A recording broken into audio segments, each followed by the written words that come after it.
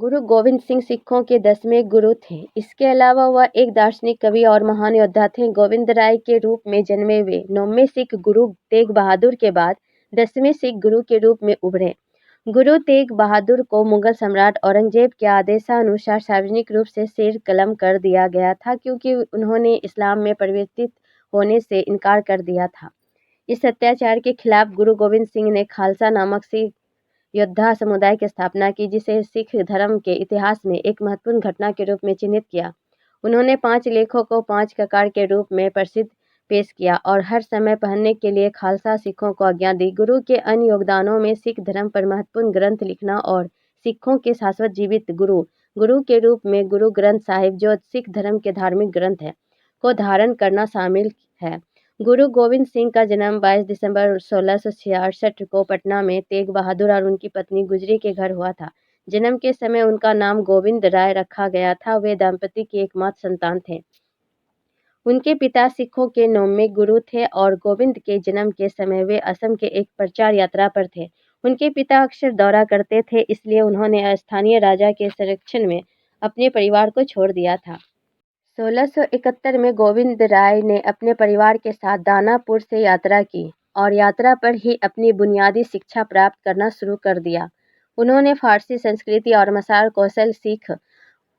वह और उसकी मां आखिरकार 1672 में आनंदपुर में अपने पिता के साथ जुड़ गए, जहां उनकी शिक्षा जारी रही। गोविंद राय को औपचारिक रूप से 1676 में बैसाखी के दिन गुरु बनाया गया था।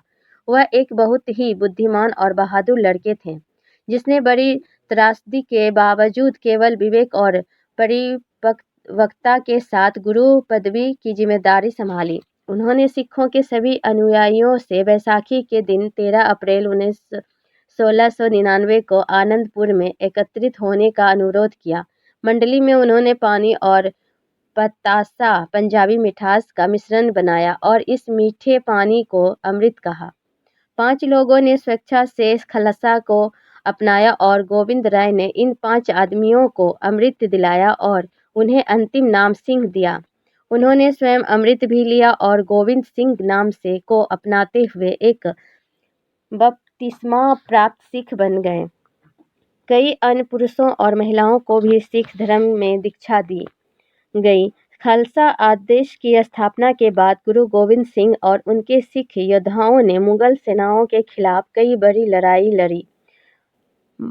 भागगनी की लड़ाई, बदायूं की लड़ाई, गुरेल की लड़ाई, निमोहगढ़ की लड़ाई, बसोल आनंदपुर की लड़ाई और मुक्तसर की लड़ाई उन लड़ाइयों में से थी। उनकी 3 पत्नियां माता जीतो, माता सुंदरी और साहिब देवी थी। उनके 4 बेटे थे, अजीत सिंह, जुझार सिंह, जोरावर सिंह और फतेह सिंह। गुरु के 2 बड़े बेटे सहित कई बहादुर सिख सैनिकों ने लड़ाई में अपनी जान गंवा दी। उनके छोटे बेटों को मुगल सेनाओं ने पकड़ लिया और उन्हें इस्लाम में परिवर्तित होने के लिए मजबूर किया। युवा लड़कों ने इनकार करने पर उन सबों को एक दीवार के अंदर जिंदा चुनवाकर उनकी हत्या कर दी गई। गुरु गोविंद सिंह ने अपने बेटों के दुखद नुकसान के बावजूद बहादुरी से लड़ाई जारी रखी। 1707 में औरंगजेब की मृत्यु हो गई और उसका बेटा बहादुर शाह सम्राट बन गए। बहादुर शाह गुरु गोविंद सिंह का सम्मान करते थे और उनके प्रवचनों में शामिल होते थे। हालांकि सरहिंद के नवाब वजीर खां को सम्राट और गुरु के बीच दोस्ताना संबंध पसंद नहीं थे। उन्होंने गुरु गोविंद सिंह की हत्या की योजना तैयार की, जिसके लिए वजीर खां ने 2 पठानों, जमशेद खां और वासिल बेग को गुरु की हत्या के लिए भेजा। जमशेद खां ने गुरु को दिल के नीचे घाव कर दिया।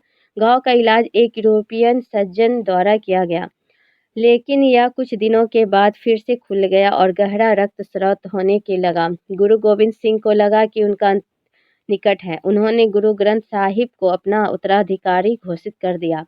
उनका निधन 7 अक्टूबर 1708 को नांदेड़ में हुआ। गुरु गोविंद सिंह ने गुरु ग्रंथ साहिब की रचना की थी, जो भगवान के गुणों का वर्णन करने वाले भजनों या बानी का संग्रह है। ग्रंथ में 10 सिख गुरुओं की शिक्षाएं हैं और उन्हें सिखों का पवित्र ग्रंथ माना जाता है। गुरु गोविंद सिंह ने अपने उत्तराधिकारी के रूप में पवित्र पाठ की पुष्टि की और पवित्र पाठ को आध्यात्मिक नेतृत्व पर पारित भी किया।